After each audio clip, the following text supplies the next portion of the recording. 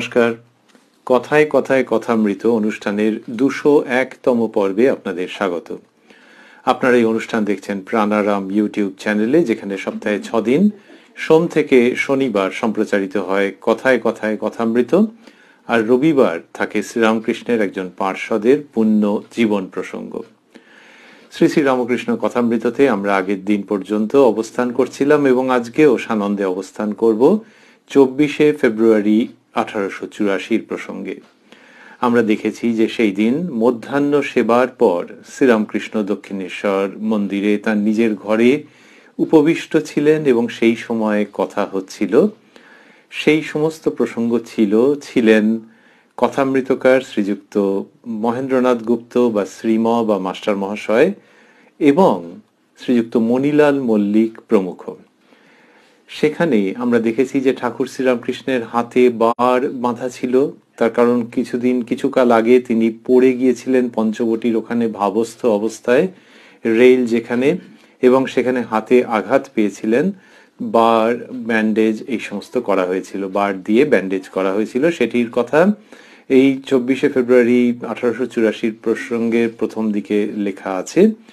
এবং ওই যে কথা হচ্ছিল আমরা যতটা শুনেছিলাম তার পরের জায়গাতে আজকে প্রবেশ করব শ্রী শ্রী রামকৃষ্ণ কথামৃততে, যার সূচনায় কথামৃতকার উদ্ধৃত করছেন তব কথামৃতং তপ্ত জীবনং কবিভিরীড়িতং কলমশাপহং শ্রবণমঙ্গলং শ্রীমদাততং ভুবি গৃণন্তি ইয়ে ভূরিদা জনাঃ।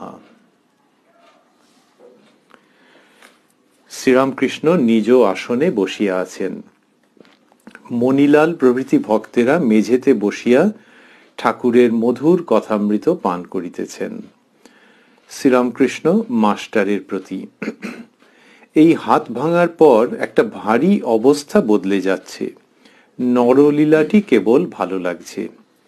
নিত্য আর লীলা, নিত্য সেই অখণ্ড সচ্চিদানন্দ, লীলা ঈশ্বর লীলা, দেবলীলা, নরলীলা, জগৎ লীলা। তো শ্রীরামকৃষ্ণের এই হাতের যে অসুবিধা হয়েছে, একটা হাড় সরে গেছে, তো সেইটির প্রসঙ্গ তিনি বলছেন যে হাত ভাঙার পর একটা ভারী অবস্থা বদলে যাচ্ছে। আমরা আগে দেখেছি এই 24শে ফেব্রুয়ারি 1884 প্রসঙ্গে যে ঠাকুর শ্রীরামকৃষ্ণ বলছেন তিনি বালকের মতো ব্যস্ত হচ্ছেন হাতের ব্যাপার নিয়ে। আবার মাস্টারমশাইয়ের কাছে এরকম বলেওছেন যে আমি এরকম ব্যস্ত হই কেন। তো মাস্টারমশাই বলেছেন যে আপনি ভক্ত নিয়ে থাকতে চান, তাই শরীরের উপর মন আছে। ঠাকুর শ্রীরামকৃষ্ণ সেটিকে সমর্থন করেছেন, অনুমোদন জানিয়েছেন। আর এখানে দেখছি আজকে যে প্রসঙ্গের মধ্যে রয়েছি সেখানে তিনি বলছেন যে হাত ভাঙার পর একটা ভারী অবস্থা বদলে যাচ্ছে, তার মানে অবস্থা অনেকটা পরিবর্তিত হয়ে গেছে। এবং সেটি কিরকম, তাহলে হাত ভাঙার পর কি হয়েছে, ওই যে বালকের মতো অবস্থা বলে তিনি ব্যস্ত হচ্ছেন, এটা বাইরের দিক থেকে দেখলে এরকম মনে হচ্ছে, এবং ব্যস্ত হচ্ছেন যে শরীরটা ওইটুকুনি যাতে ঠিকঠাক থাকে, যাতে তিনি ভক্ত নিয়ে থাকতে পারেন। আর কি হলো, আর যেটি হচ্ছে সেটি হলো যে এখানে আমরা দেখছি তিনি বলছেন যে এই হাত ভাঙার পর অবস্থা বদলে যাচ্ছে। অবস্থা বদলে গিয়ে কিরকম হয়েছে তিনি বলছেন যে এই হাত ভাঙার পর যেটি হয়েছে সেটি কিরকম, এই হাত ভাঙার পর একটা ভারী অবস্থা বদলে যাচ্ছে। নরলীলাটি কেবল ভালো লাগছে, ঈশ্বরের নরলীলা ভালো লাগছে। এবার সেইখানে একটু ব্যাখ্যা করে বলছেন নিত্য আর লীলা।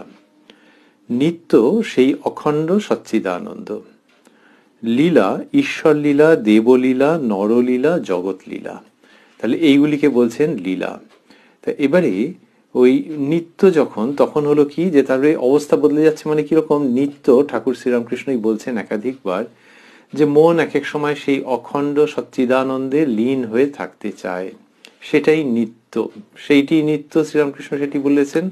আর এই যে লীলা, অর্থাৎ এই দ্বৈত জগতে নাম রূপের যে জগৎ, সেইখানে অবস্থান করা মানে লীলায় অবস্থান করা। এবং এখানে বলছেন লীলার মধ্যে ঈশ্বর লীলা, দেবলীলা, নরলীলা, জগৎ লীলা। এইগুলি বলতে বলতে তিনি বুঝিয়ে বলছেন, বৈষ্ণবচরণ বলতো নরলীলায় বিশ্বাস হলে তবে পূর্ণ জ্ঞান হবে, তখন শুনতুম না, এখন দেখছি ঠিক বৈষ্ণবচরণ মানুষের ছবি দেখে কোমল ভাব, প্রেমের ভাব পছন্দ করত। মণিলালের প্রতি, ঈশ্বরই মানুষ হয়ে লীলা করছেন, তিনি মণিমল্লিক হয়েছেন। শিখরা শিক্ষা দেয় তু সচ্চিদানন্দ। তু সচ্চিদানন্দ এই শব্দ দুটিকে মাস্টারমশাই স্থূলাক্ষরে দিয়েছেন। তো বললেন ঈশ্বরই মানুষ হয়ে লীলা করছেন, এইটিকেই বলছেন নরলীলা। তিনি নিজেই ব্যাখ্যা করে দিচ্ছেন এটি, যে ঈশ্বরের নরলীলা। তাহলে ঈশ্বর লীলা, দেবলীলা সেটি আছে, সেই দুটি আছে। আবার নরলীলা, এই নরলীলা মানে ঈশ্বরই মানুষ হয়ে লীলা করছেন সেটি দেখাচ্ছেন। এবং বললেন যে তিনি মণিমল্লিক হয়েছেন, এইখানে মন যাচ্ছে। তাহলে আমরা যদি ভাবি যে ওই যে হাত ভেঙে গেছে, তারপরে কি হয়েছে, নরলীলায় মন যাচ্ছে, তার মানে যে সেই অখণ্ড সচ্চিদানন্দে লীন হয়ে থাকতে পারছেন না, সেই রকম মনের অবস্থাই নয়, বরং ঈশ্বরই যে সমস্ত রূপ ধরে কত রকম মানুষ হয়ে রয়েছেন, সব মানুষের মধ্যে তিনি, এটি তার বোধ হচ্ছে, একেবারে স্বাভাবিকভাবে ওটি মনে হচ্ছে। কোনো তত্ত্বকথার মতো করে আসছে তা নয়, তত্ত্ব তো এর সঙ্গে রয়েছে, কিন্তু স্বাভাবিকভাবেই এই উপলব্ধি হচ্ছে যে ঈশ্বরই নানান রকম হয়ে রয়েছেন। এবং সেটি বলবার সময় শ্রীরামকৃষ্ণ কত আত্মীয়ের মতো ভঙ্গিতে বলছেন। কিরকম বললেন যে মণিলাল বাবুর প্রতি বলছেন, তার আগে বললেন যে বৈষ্ণবচরণ বলতো নরলীলায় বিশ্বাস হলে তবে পূর্ণ জ্ঞান হবে। এটির মানে কি? এটির মানে হচ্ছে যে ওই অখণ্ড চৈতন্যে মন যখন লীন হচ্ছে, অদ্বৈত ভাবের দিক থেকে দেখতে গেলে সেটি সর্বোচ্চ লক্ষ্য। কিন্তু শ্রীরামকৃষ্ণ শ্রীযুক্ত বৈষ্ণবচরণের কথা উদ্ধৃত করে যেটি বলছেন সেটি হচ্ছে যে শুধু ওখানে নয়, তারপরে হচ্ছে সেই তিনি মানুষ হয়ে লীলা করছেন, এটা তার পরে। সেইটি যখন বোধ হবে তখন পূর্ণ জ্ঞান হবে। এইটা দ্বৈত ভাবের মতো নয়, ওই অদ্বৈততে পৌঁছে তারপর শ্রীরামকৃষ্ণ এটিকেই বিজ্ঞান বলেছেন।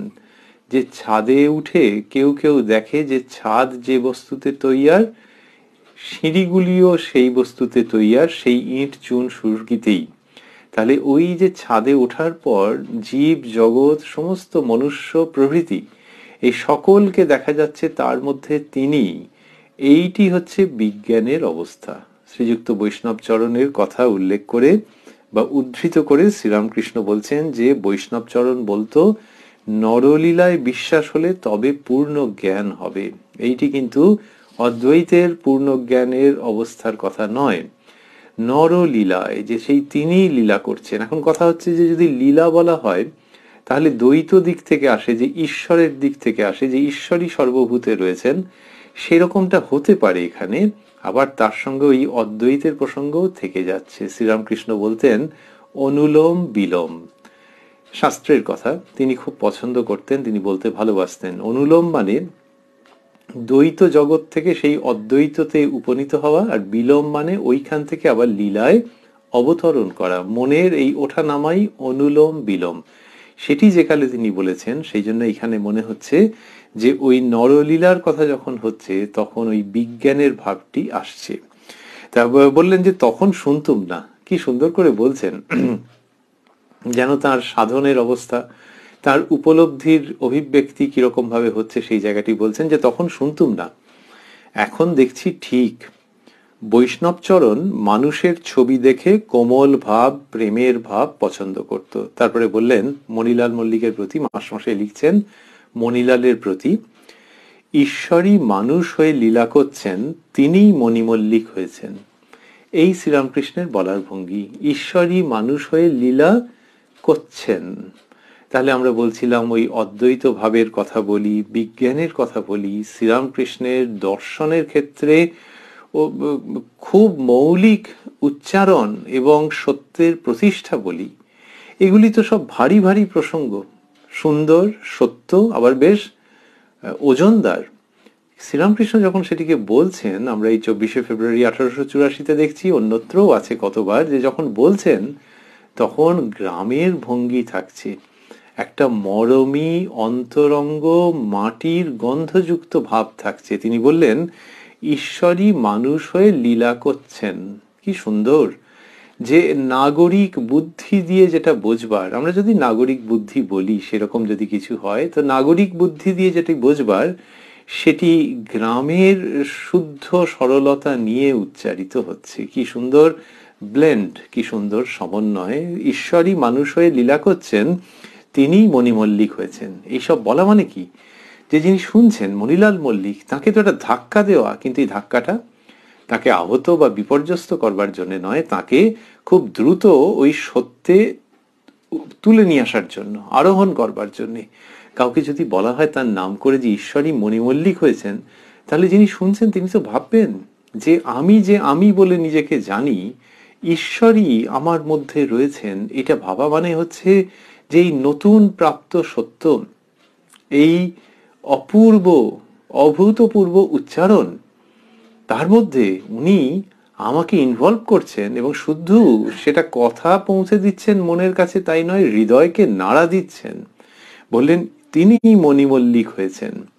তাহলে এই যে ঈশ্বরই মানুষ হয়ে লীলা করছেন, এটি শ্রীরামকৃষ্ণ বলছেন যে তিনি জেনেছেন। বৈষ্ণবচরণ মহাশয় বলতেন যে এটি পূর্ণ জ্ঞানের পূর্ব শর্ত। এই যে বললেন যে তিনি মণিমল্লিক হয়েছেন, এটি তো শ্রীরামকৃষ্ণের ভাব। তিনি তো এইভাবেই কথা বলেন।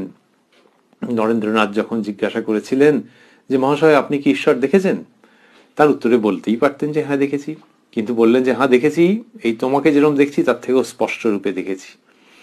এই যে কথা বলা, তাহলে এটি সত্য যে তুমি যে দেখেছি, মানে তোমার যে দেখা যেরকম ভাবে বোঝো যে এই চর্মচক্ষু দিয়ে, দু চোখ দিয়ে দেখা, বাবা আমি সেই তার থেকেও স্পষ্ট রূপে দেখেছি, এই তোমাকে যেরকম চোখের সামনে দেখছি তার থেকেও স্পষ্ট। তা সত্যের দিক থেকে এটা বলবার দরকার ছিল, কিন্তু তারপরে আরো কিছু তো বলছেন যে তোমাকে দেখাতেও পারি। এটা কতজন বলে যে আমি দেখেছি বললেই একরকম হলো, সে হয়তো আমাকে একটা কিছু বড় কিছু ভাবলো টাবলো, ভাবুক না ভাবুক, আমি দেখেছি। তোমার প্রশ্ন ছিল যে হ্যাঁ কি না, উত্তর হচ্ছে হ্যাঁ, খুব জোরের সঙ্গে হ্যাঁ, সেখানেই শেষ হয়ে যেতে পারতো। কিন্তু বলছেন তোমাকে দেখাতেও পারি, তার মানে এখানে তো আহ্বান জানানো হচ্ছে, চ্যালেঞ্জ জানানো হচ্ছে যে এই ছেলে যদি কাল থেকেই সেইটার জন্য খুব ব্যস্ত হয়ে যায় যে দেখিয়ে দিন দেখিয়ে দিন, আর হয়েছেও তাই। কিন্তু শ্রীরামকৃষ্ণ সেইভাবেই বলছেন। সুতরাং ইংলিশে যেটাকে বলা হয় হি ইজ নট মিক্সিং ওয়ার্ডস, যেটা বললাম এদিকেও হয় ওদিকেও হয় ওরকম নয়, একদম পরিষ্কার করে বলা। এখানে বলছেন যে ঈশ্বরই মানুষ হয়ে লীলা করছেন, তিনি মণিমল্লিক হয়েছেন।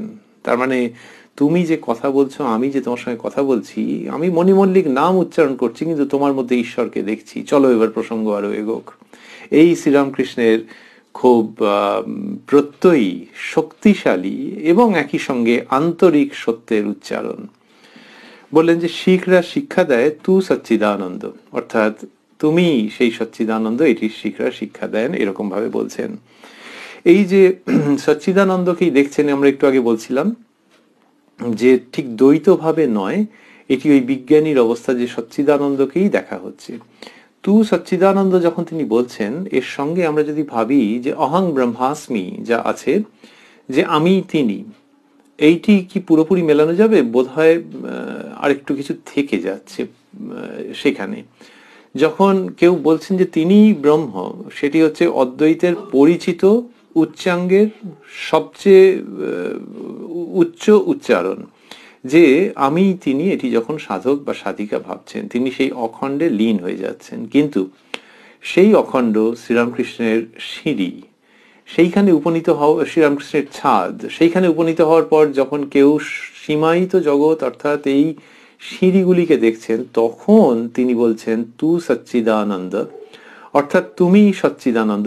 এর মধ্যে তফাৎ আছে। এর মধ্যে তফাৎটা হচ্ছে যে এইবার দ্বৈত জগৎকে দেখছেন তার সমস্ত বৈচিত্র্য নিয়ে, এবং সেইখানে সেই সচ্চিদানন্দকেই প্রকাশিত থাকতে, অথবা আজকে আমরা যে ভাষা শুনছি সচ্চিদানন্দের লীলা দর্শন করছেন।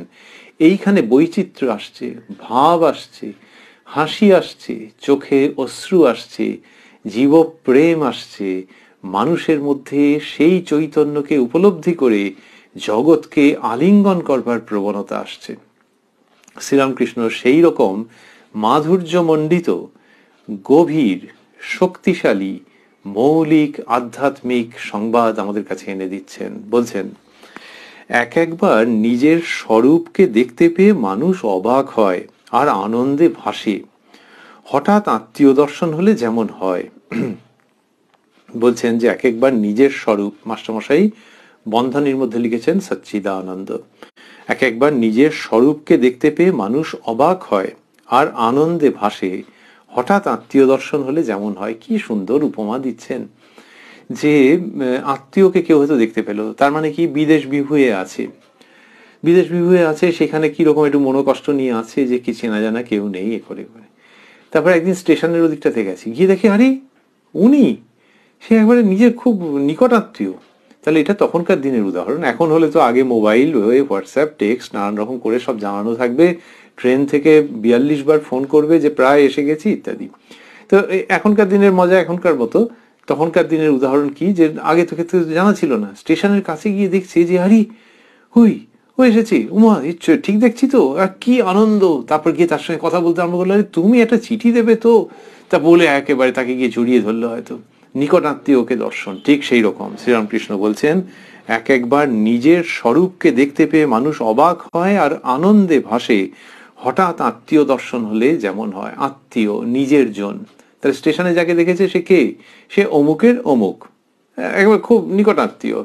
কিন্তু সবচেয়ে বেশি আপনার জন, আত্মার আত্মীয়, আত্মার আত্মীয়, সেটি কে? সেটি হচ্ছে নিজের স্বরূপ সচ্চিদানন্দ। তার সঙ্গে যদি দেখা হয়ে যায় হৃদয়ের স্টেশনে, তখন মানুষের সবচেয়ে বেশি আনন্দ হয়। শ্রীরামকৃষ্ণ সেটির কথা উল্লেখ করছেন, সেটির প্রসঙ্গ। এ কি অপূর্ব যে হাত ভেঙে গেছে সেই সময় বসে কথা বলছেন।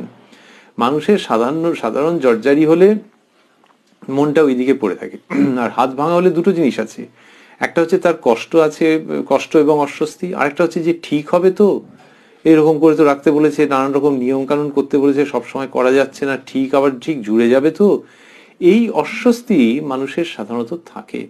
শ্রীরামকৃষ্ণ মানুষেরই মতো অবস্থা, তার ওই পড়ে গেছেন, আবার সব একে দেখাচ্ছেন ওকে দেখাচ্ছেন যে হাতটা কি হলো, কিভাবে সারবে, অথচ তিনি এই কথা বলছেন। তার মানে বোঝা যায় যে দেহ দেহের মতো রয়েছে, আর ভেতরে দেহি যিনি, তিনি তার মতো রয়েছেন। তাকে বিক্ষেপ, শোক, আশঙ্কা কিছু স্পর্শ করতে পারে না। সেই তিনি বলছেন এক একবার নিজের স্বরূপকে দেখতে পেয়ে মানুষ অবাক হয় আর আনন্দে ভাসে।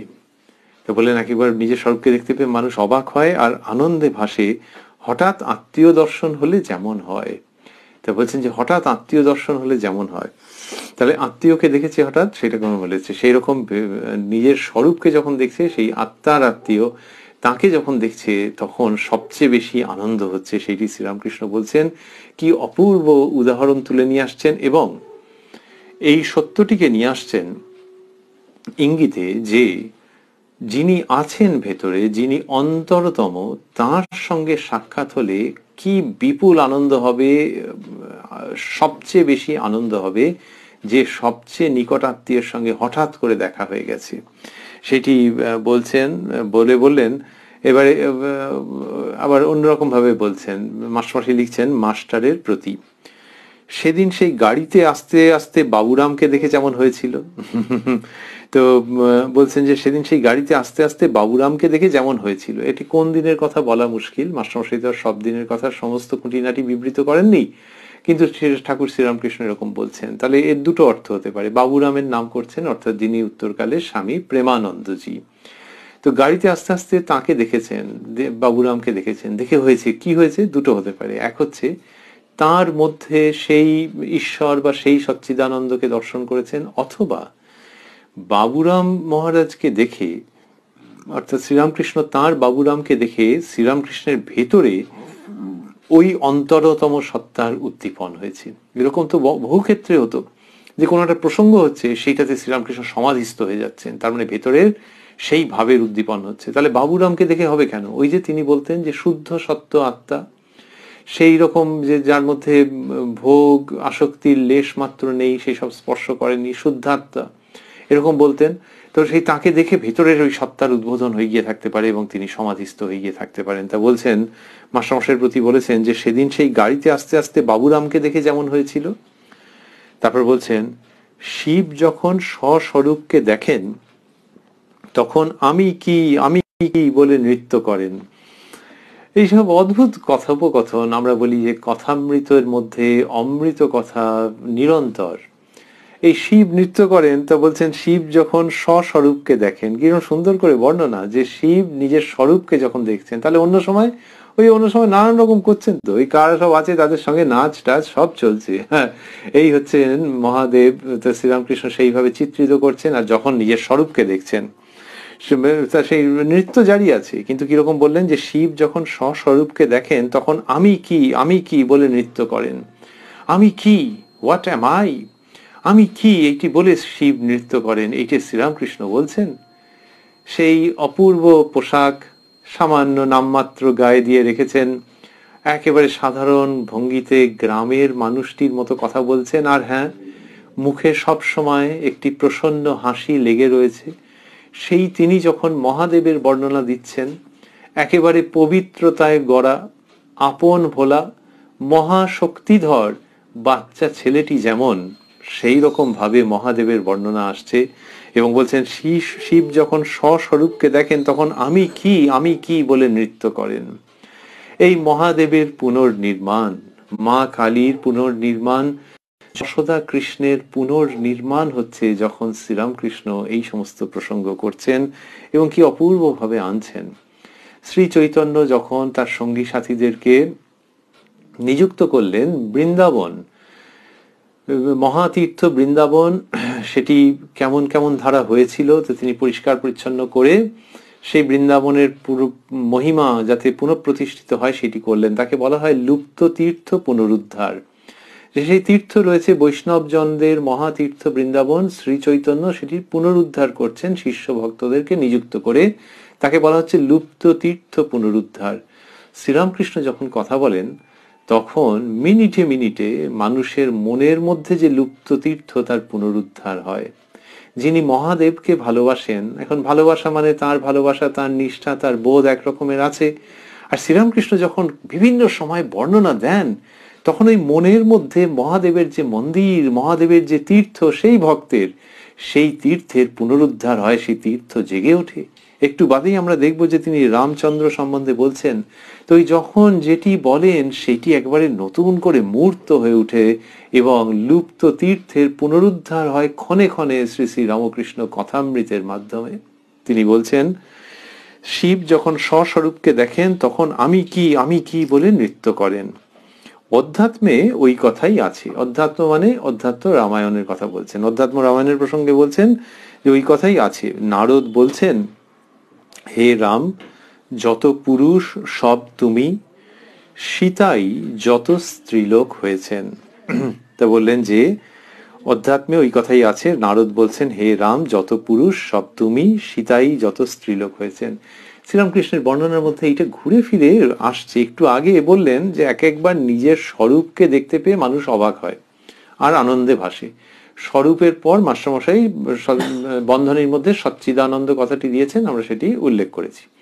তাহলে এই সচ্চিদানন্দকে দেখছেন নাকি ভগবানকে দেখছেন? তা সচ্চিদানন্দ মানে সেই অখণ্ড চৈতন্য ব্রহ্ম, তা তিনি নাকি দ্বৈত ভাবাত্মক যে ঈশ্বর বা ভগবান। শ্রীরামকৃষ্ণ যখন বলছেন তখন দুটিই হচ্ছে, আর ভগবানের দিকে প্রসঙ্গ মাঝে মাঝেই ফিরছে। এখানে হচ্ছে এই অপূর্ব একটা ঢেউ খেলছে। এখানে বলছেন অধ্যাত্মে ওই কথাই আছে। নারদ বলছেন, হে রাম, যত পুরুষ সব তুমি, সীতাই যত স্ত্রীলোক হয়েছেন। তার মানে ওই যে সকলের মধ্যেই তাদেরকে দেখা, রাম সীতাকে দেখা, সমস্ত পুরুষ এবং স্ত্রীর মধ্যে রাম এবং সীতাকে দেখা। এবং সেটি নারদ বলছেন, এটা অধ্যাত্ম রামায়ণের প্রসঙ্গ। শ্রীরামকৃষ্ণ বলছেন যে নারদ বলছেন, হে রাম, যত পুরুষ সব তুমি, সীতাই যত স্ত্রীলোক হয়েছেন, বলে নিজের কথা বলছেন। রামলীলায় যারা সেজেছিল দেখে বোধ হলো, রামলীলায় যারা সেজেছিল দেখে বোধ হলো নারায়ণই এইসব মানুষের রূপ ধরে রয়েছেন। আসল নকল সমান বোধ হলো। তা বলছেন যে রামলীলায় যারা সেজেছিল, তার মানে রামলীলার অভিনয় হয়েছে। রামলীলার অভিনয় হয়েছে, হয়তো কামারপুকুরে দেখেছেন সেটি এক বা একাধিকবার। তা বলছেন রামলীলায় যারা সেজেছিল দেখে বোধ হলো নারায়ণই এইসব মানুষের রূপ ধরে রয়েছেন। তা বলছেন যে দেখে বোধ হলো নারায়ণই এইসব মানুষের রূপ ধরে রয়েছেন। রামলীলায় তার মানে কতজন সেজেছে, কত রকম সেজেছে, তা বলছেন যে বোধ হলো নারায়ণই এইসব সব মানুষের রূপ ধরে রয়েছেন। তাহলে রামলীলা বললে বোঝাই যাচ্ছে যে দ্য হিরো অ্যান্ড ভিলেন দুজনেই সেখানে রয়েছেন। কিন্তু শ্রীরামকৃষ্ণ কিন্তু মানে এটি আনন্দের, কিন্তু আনন্দের সিদ্ধান্ত, আনন্দের সমাপতন, যে দেখে বোধ হলো নারায়ণই এই সব মানুষের রূপ ধরে রয়েছেন, অর্থাৎ যারা সেজেছে সেই সমস্ত মানুষের মধ্যে নারায়ণকেই তিনি দেখছেন, দর্শন করছেন, একবার বোধ হচ্ছে আসল নকল সমান বোধ হলো। এটা বলছেন যে আসল নকল সমান বোধ হলো, যে এরা তো এমনি সাধারণ মানুষ, কিন্তু ওই আর কি, কিন্তু তাদের মধ্যে নারায়ণ বলে মনে হচ্ছে। তাহলে আসল নকল, তখন আসল নকল যখন সমান বোধ হচ্ছে তখন আর নকল বলা যাচ্ছে না, কারণ সেই নকলের মধ্যে দিয়ে আসলের উদ্দীপন হচ্ছে এবং তিনিই সব এইরকম। কিন্তু আসল নকল সমান এরকম যদি কারোর বোধ হয় তাহলে চমৎকার ব্যাপার। যেমন মাটির একটা ছোট্ট বিড়াল করেছে, কি একটা কিছু করেছে, পেঁচা করেছে, দেখে বলছে আরে সত্যি ওটা বসে আছে নাকি ওখানে। তারপর নিজেই বুঝতে পারছে যে না, তো মাটির, বলে বাবা কিরম করেছে দেখো, মনে হচ্ছে ওত পেতে বসে আছে আর পেঁচাটা গোল গোল চোখ করে বসে। আমি না প্রথম থেকে সত্যি বলছি আসল ভেবেছিলাম। তাহলে এই আসল নকল সমান বোধ হওয়ার মধ্যে একটা চমক আছে। সেই চমকের একেবারে সর্বাধিক প্রকাশ হচ্ছে যে নরলীলায় দেখছেন, উপলব্ধি করছেন, সেইখান থেকে আসল নকল সমান বোধ হলো। এই প্রসঙ্গটি আসছে, দেখে বোধ হলো নারায়ণই এইসব মানুষের রূপ ধরে রয়েছেন। রামলীলায় যারা সেজেছিল দেখে বোধ হলো নারায়ণই এইসব মানুষের রূপ ধরে রয়েছেন। এটি মাস্টারমশাই যখন লিখছেন তখন বাক্যের শেষে বিস্ময়সূচক চিহ্ন। তার মানে শ্রীরামকৃষ্ণ যখন বলছেন তখন ওটি থাকছে সেই বিস্ময়ের প্রসঙ্গ, যে এইরকম দেখে মনে হয়েছে। তারপর বলছেন ওই প্রসঙ্গের পর, কুমারী পূজা করে কেন? সব স্ত্রীলোক ভগবতীর এক একটি রূপ, শুদ্ধাত্মা কুমারীতে ভগবতীর বেশি প্রকাশ। তো বলছেন যে কুমারী পুজো, এটি অন্যত্র আছে কথামৃতের মধ্যে, আমরাও পেয়েছি। শ্রীরামকৃষ্ণ নিজেও কুমারী পুজো করেছেন, সেটির কথা বলেছেন। এখানে বলছেন যে কুমারী পূজা করে কেন? কুমারী পূজা করে কেন? সব স্ত্রীলোক ভগবতীর এক একটি রূপ, শুদ্ধাত্মা কুমারীতে ভগবতীর বেশি প্রকাশ। তাহলে দুটো দিক এলো। একটি বললেন সব স্ত্রীলোক ভগবতীর এক একটি রূপ, তার মানে তার যাই বয়স হোক না কেন, সে প্রৌঢ়াই হন আর কুমারী হন, বালিকাই হন, সব আর অন্য যে কোনো বয়সী, তার সব স্ত্রীলোক ভগবতীর এক একটি রূপ। এই যে শ্রীরামকৃষ্ণ বলছেন কি সুন্দর প্রসঙ্গ শুরু হয়েছে এটি বলে যে কুমারী পূজা করে কেন, তারপর বললেন যে সব স্ত্রীলোক ভগবতীর এক একটি রূপ। আচ্ছা, সব স্ত্রীলোক যদি ভগবতীর রূপ হলো, তাহলে আবার মাঝে মাঝেই কতবার তিনি বলেছেন যে কামিনী কাঞ্চন ত্যাগ করতে হয়, এই সমস্ত প্রসঙ্গ যে তিনি বলেছেন। তো শ্রীরামকৃষ্ণ সেটি বুঝিয়ে দিয়েছেন খুব সুন্দর করে, যে স্ত্রীলোকেরা হচ্ছে ভগবতী, তারা আদ্যাশক্তির অংশ। এই আদ্যাশক্তিরই দুটি অংশ, একটি হচ্ছে বিদ্যাশক্তি, একটি অবিদ্যাশক্তি। তাহলে কারোর মধ্যে বিদ্যাশক্তির প্রকাশ, কারোর মধ্যে অবিদ্যাশক্তির প্রকাশ। তাহলে সাধককে তো সাবধান থাকতে হবে, সে তো আর অত বুঝতে পারবে না। সেই জন্যে অবিদ্যার দ্বারা যাতে সে মোহগ্রস্ত না হয়, আচ্ছন্ন যাতে না হয়, নিজের পথ থেকে বিক্ষিপ্ত যাতে না হয়, সেই জন্য সে কি করবে? সে সাবধানে থাকবে, কামিনী কাঞ্চন ত্যাগ করবে। কিন্তু ওই ভগবতীকে নমস্কার করে, আদ্যাশক্তিকে প্রণাম করে, আর তার কাছে প্রার্থনা জানাবে যে মা, তোমার ভুবন মোহিনী মায়ায় মুগ্ধ করো না। এই হচ্ছে শ্রীরামকৃষ্ণের ভাব। সেই তিনিই বলছেন। তো সেই এই সমস্ত কিছুর মধ্যে দিয়ে আমরা এই শিক্ষা পাচ্ছি যে তার মনোজগৎটি কেমন ছিল। তো সেখান থেকে তিনি বলছেন যে সব স্ত্রীলোক ভগবতীর এক একটি রূপ। খুব চমৎকার। এদেরকে বলছেন সাধককে যে সাবধান, আসক্তিতে জড়িয়ে পড়তে পারো, কিন্তু আসক্তি যেখানে, যার থেকে উৎপন্ন তাকে প্রণাম করছেন। বলছেন সব স্ত্রীলোক ভগবতীর এক একটি রূপ। এবারে বাচ্চা মেয়ের প্রসঙ্গে আসছেন, শুদ্ধাত্মা কুমারীতে ভগবতীর বেশি প্রকাশ। শ্রীরামকৃষ্ণ অন্যত্র বলেছেন যে বিভু রূপে তিনি সর্বত্র আছেন, কিন্তু কোথাও বেশি প্রকাশ, কোথাও কম। এখানে বললেন যে শুদ্ধাত্মা কুমারীতে ভগবতীর বেশি প্রকাশ। তারপর নিজেই প্রশ্ন তুলেছিলেন যে কুমারী পূজা করে কেন, সেটির উত্তর দিচ্ছেন, নিরসন করছেন প্রশ্নের। বললেন যে শুদ্ধাত্মা কুমারীতে ভগবতীর বেশি প্রকাশ। এইবারে প্রসঙ্গটি অন্যদিকে আসছে।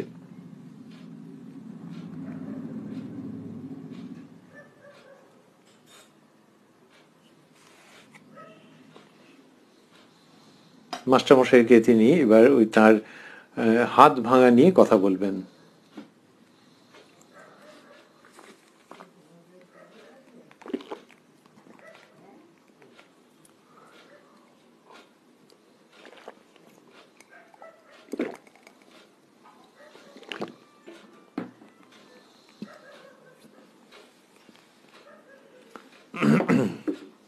মাস্টারমশাই লিখছেন মাস্টারের প্রতি। মাস্টারের প্রতি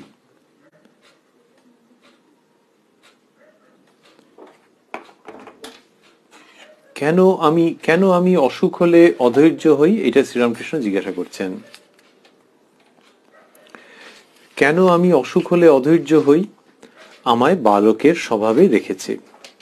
বালকের সব নির্ভর মার উপর। এটি বলছেন, ওই যে হাত ভাঙা নিয়ে অধৈর্য হচ্ছেন, এই অধৈর্য হওয়াটা নিয়েও শ্রীরামকৃষ্ণ অধৈর্য হয়েছেন, যে কেন এরকম হচ্ছে বলতো। মাস্টারমশাইকে আগের দিন জিজ্ঞেস করেছেন, আমরা পেয়েছি, আগের দিনের প্রসঙ্গে পেয়েছি, এই 24শে ফেব্রুয়ারির প্রসঙ্গ এই অনুষ্ঠানে আগের দিন আমরা শুনেছি, যে এরকম আমি এরকম ব্যস্ত হই কেন বলতো। তো এখানেও আবার বলছেন, নিজেই বলছেন, বলে উত্তর দিচ্ছেন, কেন আমি অসুখ হলে অধৈর্য হই? আমায় বালকের স্বভাবে রেখেছে। বালকের সব নির্ভর মার উপর। তাহলে 3 রকম ভাবে প্রসঙ্গটা আমরা পাচ্ছি। আগের দিন যেটি শুনেছি এই 24শে ফেব্রুয়ারির প্রসঙ্গে, যে শ্রীরামকৃষ্ণ বলছেন কেন আমি অধৈর্য হই, তখন মাস্টারমশাই একটু ধরিয়ে দিলেন, যে মানে শ্রীরামকৃষ্ণের ভাবটি যেন তিনি নিজে স্মরণ করছেন সেইভাবে বললেন। তখন ঠাকুর শ্রীরামকৃষ্ণ বললেন, হ্যাঁ, ওই ভক্তি ভক্ত নিয়ে থাকতে চাই, তো সেই জন্য দেহের উপরে একটু মনটা রয়েছে। তাহলে ভক্তি ভক্ত নিয়ে থাকতে চান বলে দেহের উপরে মন রয়েছে, সেটি তিনি বলছেন। এবং সেখানে সেটি একটি পাচ্ছি আমরা, যে ভক্তি ভক্ত নিয়ে থাকতে চাইছেন বলে দেহের উপরে মন রয়েছে, সেই জন্য ব্যস্ত হচ্ছেন। আজকে যেটি শুনছিলাম তার মধ্যে আমরা কি পেলাম? তার মধ্যে পেলাম যে ওই হাত ভাঙার পর অবস্থা বদলাচ্ছে, নরলীলায় অবস্থা ভারী বদলাচ্ছে। তিনি বলেছেন ভারী অবস্থা বদলে যাচ্ছে, নরলীলায় মন যাচ্ছে। তাহলে এটা যেন আরেকটা দিক। আর এখন যেটি পাচ্ছি সেটি হচ্ছে যে আমাকে বালকের স্বভাবে রেখেছে। যে অসুখ হলে অধৈর্য হচ্ছেন কেন? যে ওইটা বালকের স্বভাবে আছেন বলে বলছেন বালকের সব নির্ভর মার উপর। এই যে বালকের অবস্থা, সেটি আরেকবার আমরা শুনবো।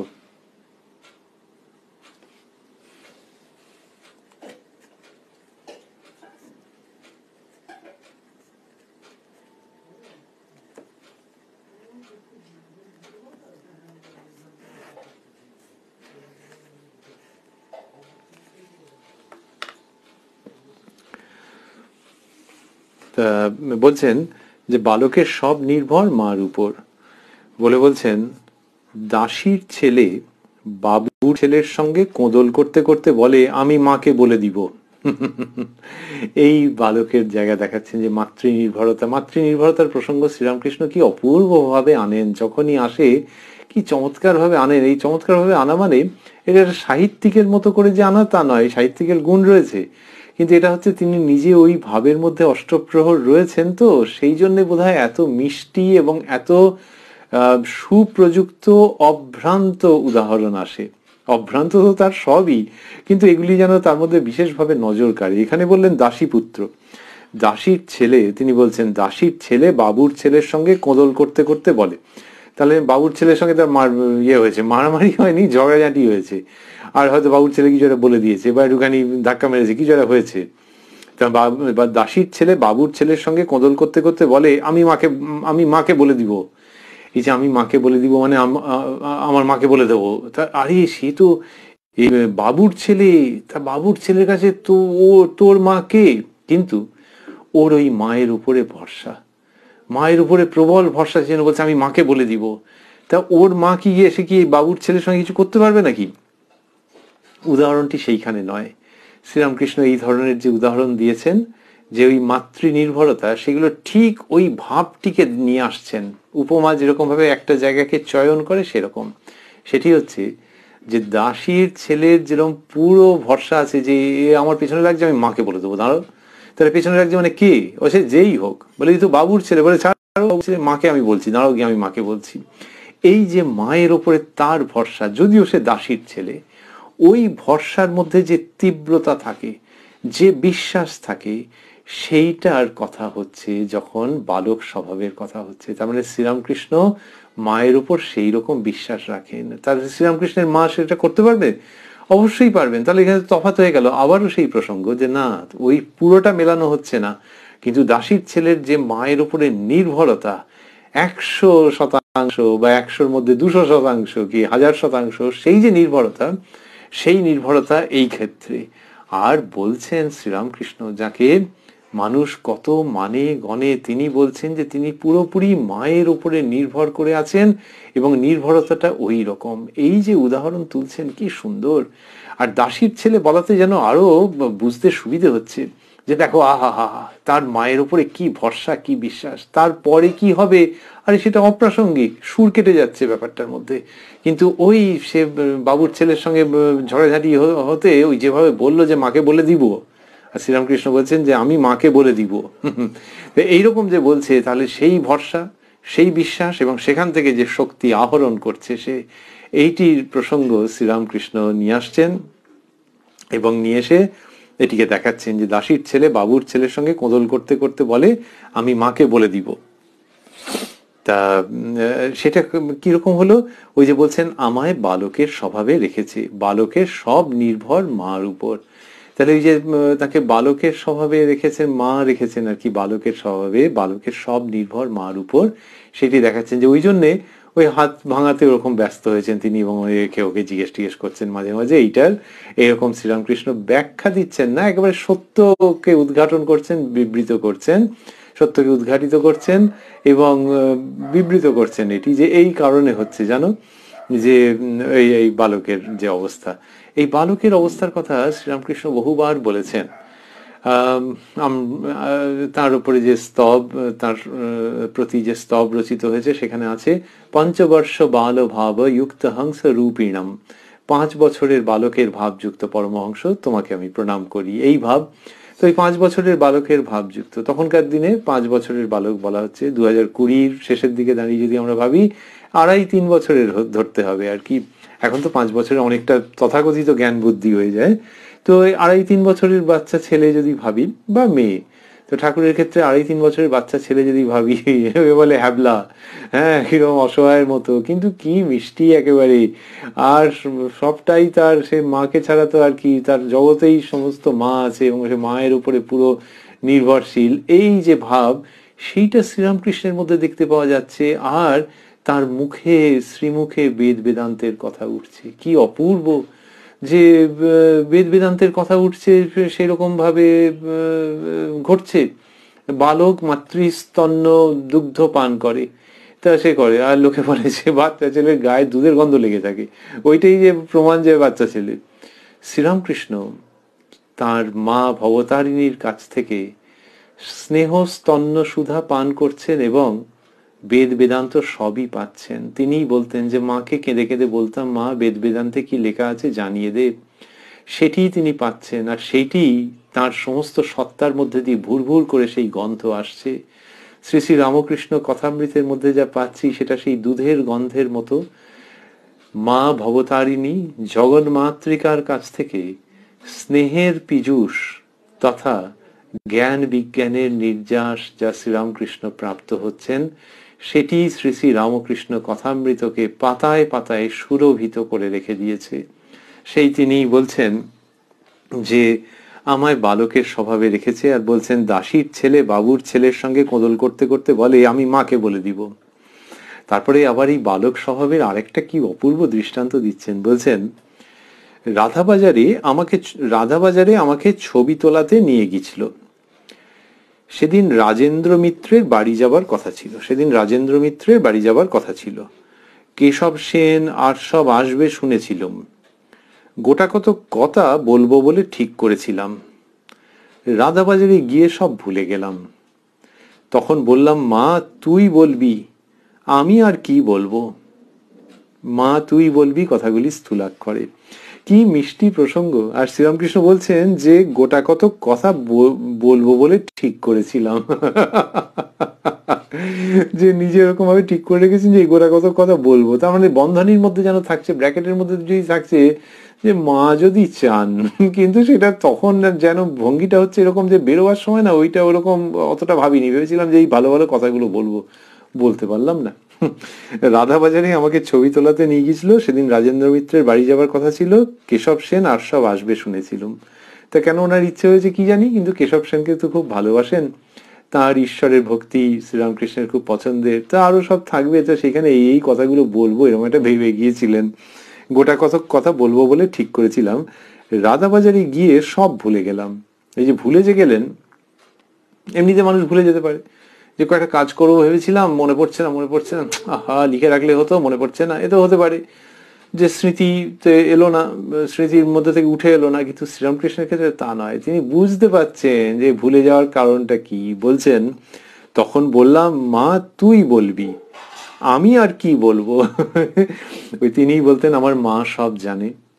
তিনি বলতেন যে দেখো ওদেশে ধান মাপবার সময় রাশ ঠেলে দেয়, তো সেরকম মা রাশ ঠেলে দেন। তো ধান মাপবার সময় রাশ ঠেলে দেয় মানে যতটা মাপা হয়ে গেছে তারপর আর ওদিকে ফিরে তাকাতে হয় না, একজন রাশ ঠেলে দিচ্ছে, মানে নেক্সট কোয়ান্টিটি যেটা সেটা দিয়ে দিয়েছে সেটাকে নিয়ে আবার করছে, ওখান থেকে কন্টিনিউয়াসলি ঠেলে দেয়। সেরকম ভাবে মা রাশ ঠেলে দেন। এইরকম কত রকম ভাবে মায়ের কথা বলেছেন। আর এই রাধাবাজারে গিয়ে যেই ভুলে গেছেন তখন বুঝেছেন যে ওই ভেবে এসেছিলাম, ব্যাস গন্ডগোল, মা তুই বলবি, আমি আর কি বলবো। এর মধ্যে এই শ্রীরামকৃষ্ণের আনন্দ, there is not an iota of personal authority, যে আমি এটা করছি এটা নেই। এবং এই নেই যে এটা যে বিচার টিচার করে একটা ব্যবস্থা যে আমি আমার অহংকার ত্যাগ করলাম, ওরকম নয়। শ্রীরামকৃষ্ণ সম্পূর্ণরূপে মাতৃনির্ভর, যে মা যা করাচ্ছেন সেরকমই হচ্ছে, সেই জায়গা থেকে এই ধরনের কথাগুলি তিনি বলছেন, এই অমৃত কথা উচ্চারণ করছেন। তারপরে বললেন, আমার জ্ঞানীর স্বভাব নয়, জ্ঞানী আপনাকে দেখে বড়, বলে আমার আবার রোগ। কুয়ার সিং বললে, তোমার এখনো দেহের জন্য ভাবনা আছে। শ্রীরামকৃষ্ণ বলছেন যে জ্ঞানী ব্যক্তি যিনি, ওই অদ্বৈত জ্ঞানে যিনি প্রতিষ্ঠিত হয়েছেন, তিনি কি বলেন, জ্ঞানী আপনাকে দেখে বড়। এই বড় মানে অন্য অর্থে নয়, যে প্রতিযোগিতা করে বড় নয়, কিন্তু ওই অখণ্ড চৈতন্য সমগ্র বিশ্বে যেটি অনুস্যূত হয়ে রয়েছে তার সঙ্গে অভেদত্ব অনুভব করেন তিনি। তো জ্ঞানী, শ্রীরামকৃষ্ণ বলছেন জ্ঞানী আপনাকে দেখে বড়, বলে আমার আবার রোগ। তার মানে তিনি দেহকেই স্বীকার করছেন না, যেগুলি সব মায়ার মধ্যে, তাহলে আবার রোগ, এটা জ্ঞানী এরকম ভাবে বলে থাকে। কুয়ার সিং বললে, তোমার এখনো দেহের জন্য ভাবনা আছে। অর্থাৎ শ্রীরামকৃষ্ণ কোথায় সেই অদ্বৈত ভাবে উত্তীর্ণ হয়েছেন, এই সেরকম ভাবে তাকে এরকম ভাবে বলেছে, একটু তির্যক ভাবে তিনি বলেছেন। তারপরে শ্রীরামকৃষ্ণ বলছেন, আমার স্বভাব এই, আমার মা সব জানে। এই চারটি শব্দ স্থূলাক্ষরে, আমার মা সব জানে। শ্রীরামকৃষ্ণ বলছেন আমার স্বভাব এই, আমার মা সব জানে। রাজেন্দ্র মিত্রের বাড়ি তিনি কথা কবেন, সেই কথাই কথা। সরস্বতীর জ্ঞানের একটি কিরণে 1000 পণ্ডিত থ হয়ে যায়। কিরকম ভাবে বলছেন, তা বললেন যে আমার স্বভাবেই, আমার মা সব জানে। অর্থাৎ এখানে নিয়ে এসে বলছেন যে ওই অদ্বৈত জ্ঞান, অন্যত্র বলেছেন যে মা তোমার ওই ব্রহ্মজ্ঞান যাকে দিতে হয় দিও, তাকে কোটি নমস্কার। এখানে বলছেন অদ্বৈত জ্ঞানে যে নিজেরকে ওই চৈতন্যে লীন বলে যে ভাবা, নিজের আবার রোগ শোক কি, তার থেকে এইটা যে ভাবা, এইটিকেই শ্রীরামকৃষ্ণ চাইছেন, পছন্দ করছেন, এর মধ্যেই থাকতে চাইছেন, যে আমার মা সব জানে। আর মায়ের ছেলে, সেই জন্য শরীরের কথা মাঝে মাঝে মনে পড়ে যাচ্ছে, ব্যস্ত হচ্ছে, একদম মায়ের বাচ্চা ছেলে যেরকম করে সেই রকম। তা বললেন যে আমার স্বভাবেই আমার মা সব জানে। এইটি যে শ্রীরামকৃষ্ণ বলছেন, কি চমৎকার। আচ্ছা, তাহলে কি তিনি দ্বৈত ভাবেই থেকে যাচ্ছেন? তাও কি করে বলা যাবে? কারণ তিনি যখন অদ্বৈত ভাবের উচ্চারণ করছেন তখন সে তো সাংঘাতিক একেবারে। ঠাকুর শ্রীরামকৃষ্ণের কাছে এসেছেন কম বয়সী ছেলে হরিনাথ চট্টোপাধ্যায়। তো তিনি ওই অদ্বৈত চর্চা করতেন, ঠাকুর খুব ভালোবাসেন তাকে, দক্ষিণেশ্বরে আসা যাওয়া হচ্ছে তার, কিন্তু অদ্বৈত জ্ঞান, অদ্বৈত দর্শন একরকম, কিন্তু অদ্বৈত জ্ঞান ভেতরে উৎপন্ন হওয়া সেটা তো একটা সাংঘাতিক ব্যাপার। মানে সেটা যখন হবে তখন হবে, আগে থাকতে বলা যায় না। যে সাধকরা বলে গেছেন, এবং যিনি যারা সিদ্ধ তারা বলে গেছেন, যিনি এগোচ্ছেন তিনিও জানেন যে একটা পর্দা সরে যেতে হবে, তা না হলে জ্ঞান বিচার খুব দরকার ওই পথে, কিন্তু জ্ঞান বিচারের দ্বারাই যে ওটি উন্মোচন হবে তার কোনো স্থিরতা নেই, একটা পর্দা সরে যেতে হবে। তো সেইটি শ্রীরামকৃষ্ণ যে সেটি জানা আছে। এবার হরিনাথ চট্টোপাধ্যায় তিনি ঠাকুরের কাছে আসছেন, ঠাকুরের হরি। একদিন ঠাকুর তাকে বললেন যে কিরে তোর বেদান্ত মানে কি, এই ব্রহ্ম সত্য জগৎ মিথ্যা এই তো, না আর কিছু? হরিনাথ চট্টোপাধ্যায় উত্তরকালে যিনি শ্রীমৎ স্বামী তুরীয়ানন্দজি মহারাজ, তিনি বলছেন যে ওই যে ঠাকুর বললেন যে অদ্বৈত জ্ঞান মানে কি, যে ব্রহ্মসত্য জগৎ মিথ্যা, এই তো না আর কিছু, সঙ্গে সঙ্গে যেন মনের মধ্যে থেকে পর্দা সরে গেল এবং তার এমন উপলব্ধি হলো যেটা ওই জ্ঞান চর্চার চূড়ান্ত লক্ষ্য, কিন্তু এর আগে পর্যন্ত পর্দাটা ছিল। ব্রহ্মসত্য জগৎ মিথ্যা এটি তো বইতে লেখা আছে এবং হরিনাথ হয়তো কত শতবার সেটি পড়েছেন, শুধু নয় তার ব্যাখ্যা ভাষ্য হয়তো পড়েছেন, পণ্ডিত মহাজনের মুখে হয়তো তার ব্যাখ্যা শুনেছেন, বইতে পড়েছেন, কানে শুনেছেন। কিন্তু ঠাকুর যখন সেই বাক্য বা বাক্যাংশটি বললেন যে ব্রহ্মসত্য জগৎ মিথ্যা এই তো না আর কিছু, তখন ভেতরে পর্দা সরে যাচ্ছে। তার মানে কি, তিনি যা বলছেন তা সেটাই তিনি বোঝাতে চাইছেন তুরীয়ানন্দজি, যে ঠাকুর তো ওই উপলব্ধির মধ্যে আছেন, শুধু তাই নয় তার মধ্যেই ওটি রয়েছে। তিনি তো বেদময়, সেই জন্য তিনি যখন বলছেন তখন সেটি মন্ত্রের মতো কাজ করছে, মন্ত্রের মতো কাজ করছে এবং নিমেষে অজ্ঞান নাশ করে জ্ঞানের আলোকে আবির্ভূত করছে সাধকের সামনে, এনে দিচ্ছে জ্ঞানের আলো। এইটি যে হচ্ছে, তার মানে শ্রীরামকৃষ্ণের অদ্বৈত জ্ঞান, অদ্বৈত বোধ এসব বললে কম পড়ে যাচ্ছে, তার সর্বাঙ্গের মধ্যে, সর্ব অস্তিত্বের মধ্যে ওটা রয়েছে। সেই তিনি বলছেন যে আমার স্বভাব এই, আমার মা সব জানে। তাহলে এইটাই হচ্ছে ওই অদ্বৈতকে ছুঁয়ে গিয়ে, অদ্বৈতকে প্রণাম করে গিয়ে তারপরে মায়ের পাটি জড়িয়ে ধরা, এই শ্রীরামকৃষ্ণের ভাব। সেটিকে তিনি উপস্থাপন করছেন, করে বলছেন রাজেন্দ্র মিত্রের বাড়ি তিনি কথা কবেন, এই একটু আগে বলেছেন সেই কথাই কথা। সরস্বতীর জ্ঞানের একটি কিরণে 1000 পণ্ডিত থ হয়ে যায়। বললেন যে সরস্বতীর জ্ঞানের একটি কিরণে 1000 পণ্ডিত থ হয়ে যায়। তা এইরকম, তার মানে পণ্ডিতদেরকে তিনি ছোট করছেন না, কিন্তু ওই পণ্ডিতকে দেখলে ভয় লাগতে পারে যে আমার থেকে না জানি কত বেশি জানে। তা সেখানে যিনি কম পড়াশোনা করেছেন, যিনি বেশি পড়াশোনা করেছেন, যেই হন না কেন, তিনি যদি একজনকে দেখে ভাবেন যে আরে অনেক কিছু জানে, সেটা হতে পারে এমনিতে লৌকিক দিক থেকে, কিন্তু শ্রীরামকৃষ্ণ জ্ঞান বলতে, বিদ্যা বলতে যেটি বুঝেছেন এবং শিক্ষা দিয়েছেন, বুঝিয়েছেন শিক্ষা দিয়েছেন, সেটি হচ্ছে কি, সেটি হচ্ছে যে ঈশ্বরকে জানার, সেই পরম সত্যকে জানার নামই জ্ঞান, সেটি যথার্থ বিদ্যা। তো বলছেন যে পণ্ডিত মানে কি বুঝতে হবে, যে সংস্কৃতের পণ্ডিত, দর্শনের পণ্ডিত, ধর্মজগতের কোনো পণ্ডিত ব্যক্তি। সেই রকম জায়গাটিতে বলছেন যে সরস্বতীর জ্ঞানের একটি কিরণে 1000 পণ্ডিত থ হয়ে যায়। মানে সরস্বতীর জ্ঞানের একটি কিরণ যার রূপে আপতিত হয়েছে, তিনি যখন কিছু বলেন তখন পণ্ডিতেরা থ হয়ে যায়। এটি শ্রীরামকৃষ্ণ বলছেন যে তারা থ হয়ে যায়, মানে তারা এই অপূর্ব ব্যাপার শুনে অবাক হয়ে যায়। পণ্ডিতদের কথা হচ্ছে, আমরা হরিনাথ চট্টোপাধ্যায়ের কথা বলছিলাম, তিনিও তো অনেক পড়াশোনা করে এসছেন, আর না হয় তাকে নাই পণ্ডিত বললাম, কিন্তু সে তো থ মানে একেবারে তার জীবন বদলে গেছে তার। তিনি হরিনাথ থেকে তুরীয়ানন্দে পরিণত হয়েছেন, সংসার ত্যাগী মহা সাধক তপস্বী, সেই তার উত্তরণ। তো থ হয়ে যাচ্ছে সরস্বতীর জ্ঞানের একটি কিরণে, যে তুই কি পড়াশোনা করছিস, তোর অদ্বৈত বিচার মানে কি, ব্রহ্মসত্য জগৎ মিথ্যা এই তো না আর কিছু, এই সাধারণ ভঙ্গিতে বলা, থ হয়ে যাচ্ছেন, জীবন পরিবর্তিত হয়ে যাচ্ছে, সত্য সূর্যের উদয় হচ্ছে মনের অন্ধকার জগতে। তো ওই সূর্যের কিরণ একটু একটু হতে আসছিল, এবার পূর্ণ সূর্যের উদ্ভাস। তা এরকম বলে শ্রীরামকৃষ্ণ বলছেন ভক্তের অবস্থায় বিজ্ঞানীর অবস্থায় রেখেছে, ভক্তের অবস্থায় বিজ্ঞানীর অবস্থায় কথা দুটি স্থূলাক্ষরে আছে, ভক্তের অবস্থায় বিজ্ঞানীর অবস্থায় রেখেছে, আবার ওই রেখেছে মানে মা। তাই রাখাল প্রভৃতির সঙ্গে ফচকিমি করি, জ্ঞানীর অবস্থায় রাখলে উটি হতো না। তা বলছেন যে তাই রাখাল প্রভৃতির সঙ্গে ফচকিমি করি, তার মানে হচ্ছে যে এই সমস্ত এই মজা করছি টরছি এই করছি, ও ফচকিমি মানে সে সাংঘাতিক করতেন। তো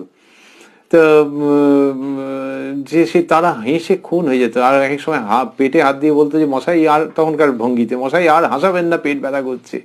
তো এইরকম ভাবে শ্রীরামকৃষ্ণ সব করছেন। তা বলছেন যে ভক্তের অবস্থায় বিজ্ঞানীর অবস্থায় রেখেছেন।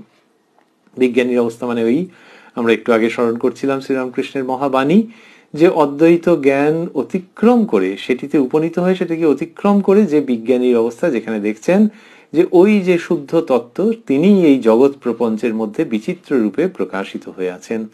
তো বললেন যে ভক্তের অবস্থায় বিজ্ঞানীর অবস্থায় রেখেছে, তাই রাখাল প্রভৃতির সঙ্গে ফচকিমি করি, জ্ঞানীর অবস্থায় থাকলে, জ্ঞানীর অবস্থায় রাখলে উটি হতো না। জ্ঞানী হলে তখন তো আর এই দ্বৈত জগৎ এত রূপে প্রকাশ এইগুলো হতো না। এই দুটি জিনিস থাকছে, একটা হচ্ছে জ্ঞানীর অবস্থায় রাখলে, ওই একই জিনিস হচ্ছে যে মা চাইলে জ্ঞানীর অবস্থাতে রাখতে পারে, কিন্তু তাহলে উটি হতো না। এই যে ভক্তি ভক্ত নিয়ে বিলাস করা, এটি হতো না। মানে এখানে দুঃখ দুঃখ আছে যে মা ওরকম আবার করে। অন্যত্র বলছেন মা আমায় ব্রহ্মজ্ঞান দিয়ে বেহুশ করিসনি, এই শ্রীরামকৃষ্ণের লীলা।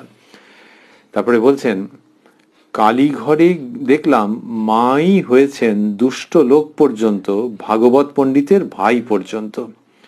তা দেখছেন যে কালীঘরে এই তাঁর কালীঘরে এই দর্শন হয়েছে, এটির কথা অন্যত্র বলেছেন এইরকম ভাবে এবং বিশদে। বলছেন কালীঘরে দেখলাম মাই হয়েছেন দুষ্ট লোক পর্যন্ত। আচ্ছা, কালীঘরে দুষ্ট লোককে দেখলেন কি করে? আবার বলেন ভাগবত পণ্ডিতের ভাই পর্যন্ত, তার মানে দুষ্ট লোক, ভাগবত পণ্ডিতের ভাই, এইসব যে বলছেন তাদেরকে কি কালীঘরে দেখেছেন? ওইরকম লোক গিয়েছিল? খুব কম সম্ভাবনা। শ্রীরামকৃষ্ণ যেভাবে বলেন তার মানে হচ্ছে যে ওই মায়ের রূপ দেখেছেন, ওখানে দর্শন হয়েছে। যে একটা বদলোককে দেখেছেন এবং দেখছেন তার মধ্যে মা রয়েছেন, ওই মাকে দর্শন করতে গিয়ে এইগুলি হচ্ছে। মাকে তো তিনি দেখছেন না, দর্শন করছেন, চিন্ময়ী প্রতিমা। কালীঘরে দেখলাম মাই হয়েছেন দুষ্ট লোক পর্যন্ত, তার মানে everybody including the wicked person. সুতরাং মাকে যখন দেখছেন তখন এটা দেখছেন যে সমস্ত লোক, উমা ওর মধ্যে একটা তো বাজে লোক, বদমাস, ওটাকেও দেখছি তো, মাই সমস্ত হয়েছেন। তা বললেন কালীঘরে দেখলাম মাই হয়েছেন দুষ্ট লোক পর্যন্ত, ভাগবত পণ্ডিতের ভাই পর্যন্ত, সব রকম লোককে। রামলালের মাকে বকতে গিয়ে আর পারলাম না, দেখলাম তাঁরই একটি রূপ, সর্বত্র দেখছেন।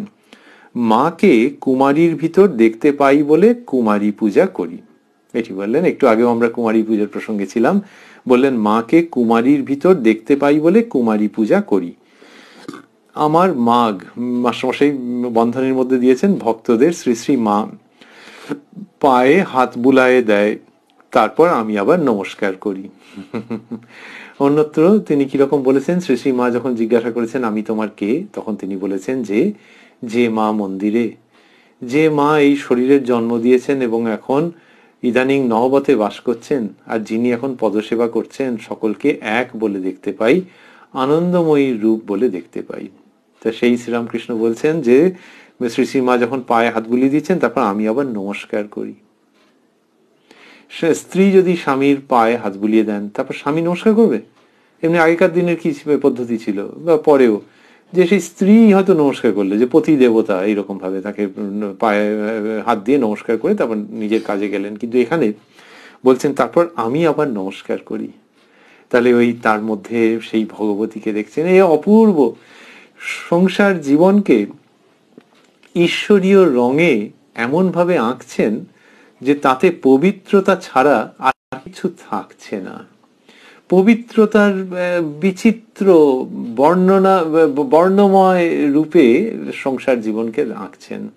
অনেক রকম রং আছে, কিন্তু সেগুলোর মধ্যে দিয়ে কিরকম পবিত্রতা ঝিকমিক ঝিকমিক করছে, আধ্যাত্মিকতার দ্যুতি বিকীর্ণ হচ্ছে। এখানে বললেন আমার মাগ পায়ে হাত বুলায়ে দেয়, সাংসারিক চিত্র তো। তারপর আমি আবার নমস্কার করি, পবিত্রতার একেবারে আলো এর মধ্যে এনে দিচ্ছেন। এই দুটোকে একসঙ্গে না নিলে তো হবে না। এই দুটো নিয়ে শ্রীরামকৃষ্ণের ঘর সংসার। তার ঘর সংসার আসলে ওই শ্রী শ্রী মা যেমন রয়েছেন, তেমনি অগণিত মানুষজন রয়েছেন। সেইখানে শ্রীরামকৃষ্ণ সংসারকে ওই দৈবী রাগে ধ্বনিত করছেন, দৈবী বর্ণে সুষমায় চিত্রিত করছেন। তারপরে এমনি বলছেন তোমরা আমার পায়ে হাত দিয়ে নমস্কার করো, হৃদে থাকলে পায়ে হাত দেয় কে, আমার কারুকে পা ছুঁতে দিত না। পূর্ব কথা স্মরণ করছেন। এই অবস্থায় রেখেছে বলে নমস্কার ফিরুতে হয়। এবার আবার ওই আগেরটি বললেন যে শ্রী শ্রী মাকে যে নমস্কার করেছেন, বললেন এই অবস্থায় রেখেছে বলে নমস্কার ফিরুতে হয়। এই সকলের মধ্যে তাকে দেখছেন, এইগুলোতে শ্রীরামকৃষ্ণের আনন্দ। তা বলছেন নমস্কার ফিরুতে হয় মানে প্রতি নমস্কার করতে হয়, যেহেতু সকলের মধ্যেই তাকে দেখছেন। দেখো দুষ্ট লোককে পর্যন্ত বাদ দিবার জো নাই, তুলসী শুকনো হোক ছোট হোক ঠাকুর সেবায় লাগবে। তাই ওইটা আরেকটা অন্যরকম ভাবে দেখাচ্ছেন যে কাউকে বাদ দেওয়ার জো নেই। এমনি বাদ দেওয়ার জো নেই কেন? যে সর্বত্র তাঁরই প্রকাশ। আর সেটাকে এখানে অন্য উদাহরণও দিচ্ছেন, বললেন কিরকম, যে দেখো দুষ্ট লোককে পর্যন্ত বাদ দিবার জো নাই, তুলসী শুকনো হোক ছোট হোক ঠাকুর সেবায় লাগবে। যে তুলসী যেরকমই হোক না কেন ঠাকুর সেবায় লাগে, সেরকম যে কোনো মানুষ তাকে বাদ দেওয়া যাবে না গো, কেননা তার মধ্যে তাঁরই প্রকাশ। তাহলে এই যে বাদ দেওয়া যাবে না, এটার অন্য তাৎপর্য কি? যে এই যে তুলসী ছোট হোক শুকনো হোক ছোট হোক ঠাকুর সেবায় লাগবে, তো তার মানে সেটাকে ফেলে দিলাম এরকম কখনো করো না। একজন নিয়ে বলে শুকিয়ে গেছে ফেলে দেয়, এই তুলসী ফেলতে নেই ওরকম ভাবে, ফেলে দিবি কি আবার ঠাকুর সেবায়। তো এইরকম তুলসীর ওরকমই মর্যাদা। সেই রকম এই নরলীলার কথা বলছিলেন আজকে আমরা যেখান দিয়ে প্রসঙ্গ শুরু করেছিলাম, সেখানেও কিছু ফেলে দেওয়া যাবে না। ফেলে দেওয়া যাবে না মানে মন থেকে ফেলে দেওয়া যাবে না, মন থেকে কাউকে ফেলা যাবে না। ব্যবহারিক ক্ষেত্রে একটু দূরত্ব রেখো, ওই বলেছেন মাহুত নারায়ণের গল্প যে সাবধানে থেকো, সরে এসো, কিন্তু দুষ্ট লোক পর্যন্ত তাকে মন থেকে ফেলে দেওয়া যাবে না। কি চমৎকার, কি সুমিষ্ট, যে দুষ্ট লোককে মন থেকে ফেলে দিতে পারবো না, বর্জন করতে পারবো না, যে এ বাজে লোক, এর ধর্মে মতি নেই, এ নাস্তিক, এ ক্যাট ক্যাট করে তর্ক করে, এ ধর্মবিরোধী, আর যত তুমি বলবে। মানে বললেন তো দুষ্ট লোক পর্যন্ত, এই ধর্মবিরোধী বললে তো একরকম মনে হয়, দুষ্ট লোক, ক্রিমিনাল, কিন্তু তাকেও মন থেকে ফেলে দেওয়া যাবে না। তুলসী শুকনো হোক ছোট হোক ঠাকুর সেবায় লাগবে। ঠাকুর সেবায় লাগবে মানে এখানে কিরকম ঠাকুর সেবা? ওই যে বাজে লোক, তথাকথিত দুষ্ট লোক, তার মধ্যেও যখন কেউ ঈশ্বরকে দেখছেন, কেউ মানে সাধক বা সাধিকা, এটা তো একটা পদ্ধতি, এটা একটা পথ, এটা একটা উত্তরণের প্রসঙ্গ। যখন সেই দুষ্ট লোকের মধ্যে যখন দেবতা বা দেবীকে দেখছেন, নিজের ইষ্টকে দেখছেন, তখন দেখার ভঙ্গিমা তো বদলে যাচ্ছে, এবং সেই যে তার মধ্যেও যে ইষ্টকে দেখছেন বা দেবীকে দেখছেন বা দেবতাকে দেখছেন, সেটা দিয়েই দেবতা বা দেবীর সেবা। এই ভাব একেবারে অন্য রকম, যে তার সেবা, যে আগে সাধারণ মানুষের মধ্যে যদি ভাবি যে আগে একে চলবে একে চলবে না, একে চলবে একে চলবে না, এর সঙ্গে কথা কইব ওর দিকে পেছন ফিরে বসবো, এটা দিয়ে না একটু সেবা ব্যাহত হয়েছে। সেবা ব্যাহত হয়েছে কারণ যার দিকে পেছন ফিরে বসেছি, যার মুখ দর্শন করতে চাইনি বা রূঢ় কথা বলেছি, সেও তো তাঁরই সৃষ্টি, তার সৃষ্টির দিকে মুখ ফিরিয়ে রইলাম। তাই এইবারে যখন সকলকে মনের মধ্যে স্থান দিতে পারছি, আর ব্যবহারিক ক্ষেত্রে দূরত্ব তো অনেক শুনেছি, সে ব্যবহারিক ক্ষেত্র হোক, কিন্তু আমরা ব্যবহারিক ক্ষেত্রে দূরত্ব রাখা ছাড়াও মনের দিক থেকে তো ত্যাগ করে দিই, তার ক্ষতি চাই না। না না না, মনের দিক থেকে যখন তাকে আমি ভাবছি যে তাঁরই অংশ সে, তখন কি হচ্ছে যে সেই ভগবান, সেই দেবতা বা সেই দেবীকে তার মধ্যে যখন দেখছি, তখন তার সেবা হচ্ছে, সেই দেবতা বা দেবীর সেবা হচ্ছে, যেমন তুলসী। সুতরাং তার সৃষ্টির মধ্যে পরম ভক্ত যেমন আছে, তেমনি এই দুষ্ট লোকও আছে। সকলকে যখন মনের মধ্যে স্থান দিচ্ছি, বর্জন করছি না, সকলের মধ্যে তাকেই দেখতে পাচ্ছি, তখন তার দ্বারা তার অপূর্ব বৈচিত্র্যপূর্ণ সামূহিক সার্থক সেবা হচ্ছে। শ্রীরামকৃষ্ণ সেই যে প্রসঙ্গ নিয়ে আসছেন, সেটি শুনতে শুনতেই এই দিনের 24শে ফেব্রুয়ারির প্রসঙ্গ শেষ হচ্ছে, এবং আমরাও আজকের অনুষ্ঠান এখানে সমাপন করব। আমরা রয়েছি উদ্বোধন কার্যালয়ের প্রকাশিত যে শ্রী শ্রী রামকৃষ্ণ কথামৃত, তার 391 পৃষ্ঠার শেষের দিকে, যেখানে এই 24শে ফেব্রুয়ারি 1884 প্রসঙ্গ সমাপন হয়েছে। আর শেষ করতে করতে আমরা ভাবছি, ওই যে তিনি বললেন যে সরস্বতীর জ্ঞানের একটি কিরণে 1000 পণ্ডিত থ হয়ে যায়, আমাদের সেখানে ভাবতে ভালো লাগছে যে এইখানেও শ্রী শ্রী রামকৃষ্ণ কথামৃতের মধ্যে যা পাচ্ছি, সেখানে সেই মা, সেই দেবী, শ্রী শ্রী চণ্ডিকাতে যার কত রকম রূপে বর্ণনা রয়েছে, সেই দেবীরই উক্তি আমরা এখানে পাচ্ছি। এবং পণ্ডিতেরা থ হয়ে যাচ্ছেন যান, কিন্তু আমাদের ক্ষেত্রে শ্রীরামকৃষ্ণ এবং সেই দেবী, এটা অভিন্ন তো। গানের মধ্যে আছে, আপনি করিলে আপনার পূজা আপনার স্তুতি গান, ভবতারিণীর পূজারী ঠাকুর তুমি হে আমার প্রাণ। তো আমরা যখন দেখছি মায়ের থেকে তো এই মায়ের সন্তানকে পৃথক করি কি করে, তাই মায়ের সেই কিরণ, বাগবাদিনীর কিরণ, তিনিই তো আরেক রূপে মহা সরস্বতী।